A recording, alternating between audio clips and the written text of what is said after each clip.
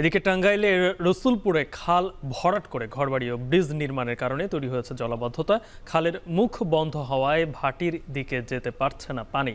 এতে চরম দুর্ভোগে জেলার ৬০,০০০ মানুষ। এ নিয়ে টাঙ্গাইলের রসুলপুর থেকে বিস্তারিত জানিয়েছেন সহকর্মী কাউসার আহমেদ।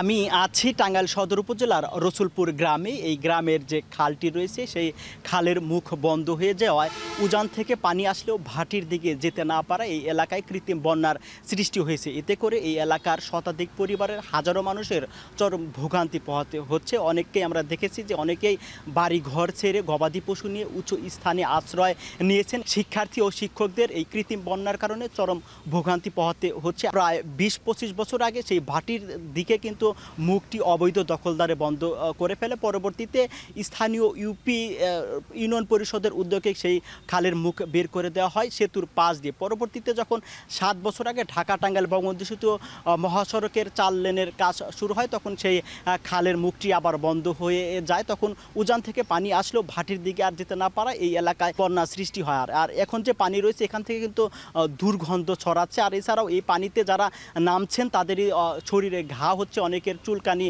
হচ্ছে। আর এই দুর্ভোগ লাঘবে জেলা প্রশাসক, পানি উন্নয়ন বোর্ড, সড়ক বিভাগ সহ ঊর্ধ্বতন কর্মকর্তাকে লিখিত আবেদন করলেও এখন পর্যন্ত সুরাহা হয়নি। তো জেলা প্রশাসক জানিয়েছেন যে অবৈধভাবে কেউ খাল দখল করে রাখলে তারা অবৈধ দখল উচ্ছেদ করে খালের মুখ বের করে দেবে। তো এই ছিল টাঙ্গাইলে কৃত্রিম বন্যার দুর্ভোগের সবশেষ তথ্য।